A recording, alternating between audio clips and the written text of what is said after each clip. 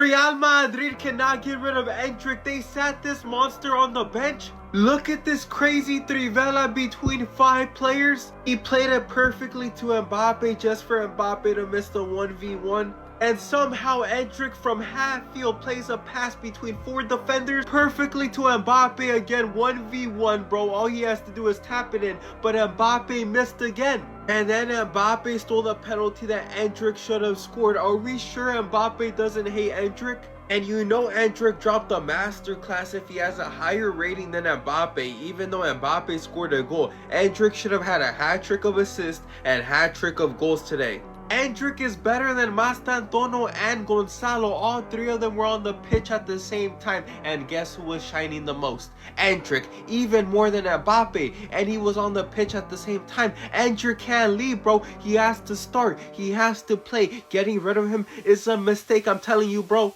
Xabi Alonso, you better cancel that loan for Endrick right now. He was the best player on the pitch other than Kylian Mbappe. Endrick today was so good, man. It is a sin that this guy has been on the bench for so damn long. Today he created 2 beautiful chances to Kylian Mbappe. Sadly, Mbappe missed them, and if he would have scored them, I believe he would have ended the game with like 4 goals. Let's just look at this first play, man. On the right wing side, you can see Endrick can clearly play on the right wing side. It can be useful to this Real Madrid side. On the right wing side, looks at Mbappe. Outside of the boot pass, Travella pass to Mbappe, where Mbappe missed a one-on-one situation. In another play, in the midfield, look at this Toni Kroos pass that he gives to Mbappe. Breaks all the lines, gives Mbappe a wide open chance. Real Madrid is a team that has been struggling to create chances outside of Kylian Mbappe. Why would you loan out Endrick when you have the solution on the bench right there? Sure, I understand you can't bench Mbappe.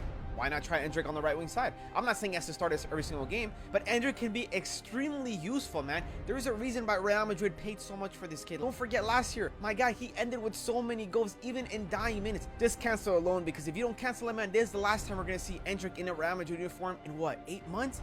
Please cancel it, Xavi. Real Madrid might not be a serious club anymore, bro. Because yes, they did just win 3-2 against Talavera. But how are we still having to rely on Kylian Mbappe for everything against a 3rd division relegation team? To every single one of you that said Kylian Mbappe is the problem, I'm not gonna lie, you might need to go get checked, bro.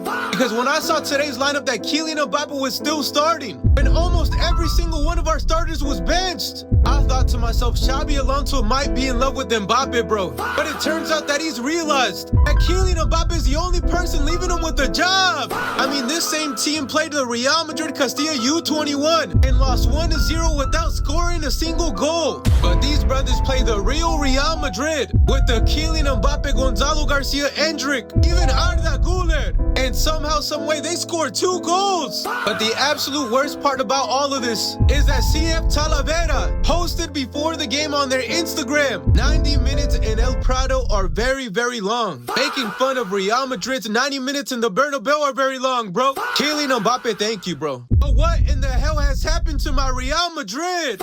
I'm not gonna lie, this hand down has to be one of the best and one of the most embarrassing saves of all time. Because what do you mean to tell me that Real Madrid was struggling so much in the last minutes against a 3rd division tied team, Talavera, that Andre Lunin, their 2nd option goalkeeper, had to make a miraculous save to help Real Madrid advance to the next round? The consequences were high. If Andre Lunin did not make this save, the game would have been tied at 3-3 after Real Madrid were up 3-1 against Talavera. A Talavera side who, honestly, everybody can tell you, played much better in the last 10 minutes than Real Madrid. A Talavera side who Real Madrid's B team defeated 7-2 only a few years ago. I can't fathom how one save can make one fan base happy and angry at the same time. I can only imagine the reactions of Real Madrid fans as they watched this save. They probably saw this in slow motion. We're so happy that Lunin got that ball out of the net and immediately filled themselves up with so much rage at everybody except Andre Lunin. Because I'm telling you, if that goal goes in, they are receiving so much banter from Barcelona fans all week long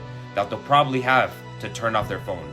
And that's how you beat a 3rd division team comfortably. Imagine not being able to score more than 2 goals against a 3rd division team.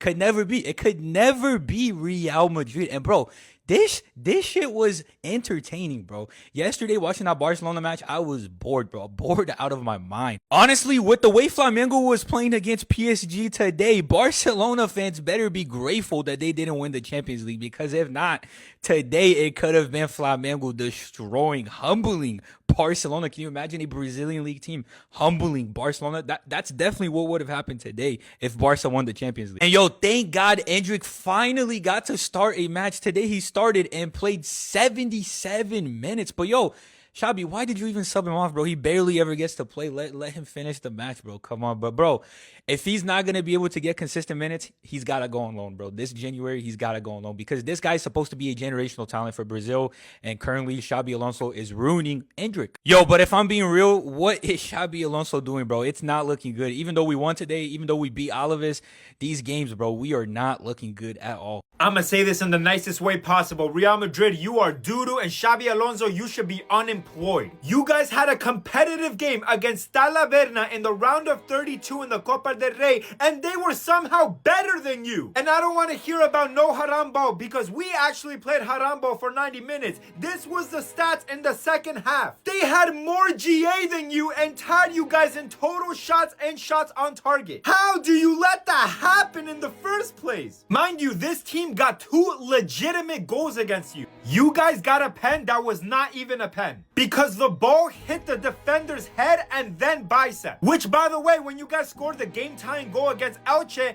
Bellingham did the same thing and they had VAR and didn't call it. I get VAR isn't a thing today too, so you need to do your job and admit that that wasn't a pen right now. Second goal was an own goal, and the third goal was a mediocre long shot, and the goalkeeper made a mistake, and that's the only reason why the ball went in. Mind you, when the game was 3-2, they had another header, and then Lunin had to save you. Real Madrid being saved by the goalkeeper, what's new? How is this man employed? How? Xabi Alonso, count your days because you've just gone band for band with Talavera. Fucking Talavera, a team struggling to stay up in the 3rd division of Spanish football. And if Lunin doesn't pull off that crazy save in the last minute, we would be going to extra time against this team. Honestly pathetic, absolutely embarrassing. And the worst part is that none of our 3 goals that we scored came courtesy of the whole team. It was either down to Kylian Mbappe or the Talavera players making mistakes for us. What are we doing? This is a 3rd division team. We should be having a field day. Something else that just didn't make sense was the lineup. Why am I seeing a double pivot of Arda Güler and Dani Ceballos? Why is Mbappe starting against a 3rd division team? Where are the academy players? Where's Joan Martinez? Where's Thiago Pitarch? Where's Valdepeñas? Where are all these guys? The only 2 academy players I saw were Gonzalo Garcia and Jimenez at the right back position. That's it. This was a perfect chance to put in academy players who want to prove themselves. You don't do that. And what do you do instead? You put in first team players who could risk an injury in a very important part of the season. It's just so stupid. It doesn't make sense. Xabi Alonso, you're losing me. Honestly, you're losing me because I've defended you in the past 2 weeks. I've said that it's down to the players, but when you make decisions like these with the lineup, the in-game management, the substitutions, all that shit, like, what am I defending you for? But we also have to talk about the players because these are the ones actually on the pitch making the decisions. After the second half, they just let their foot off the gas. I don't care if it's Talavera. Show that you actually want to play. Show that you want to fight. And where the hell is the chance creation? Like I said, we're playing a 3rd division team. Arda Güler, you're this elite chance creator, right? You create chances out of nothing. Where is it?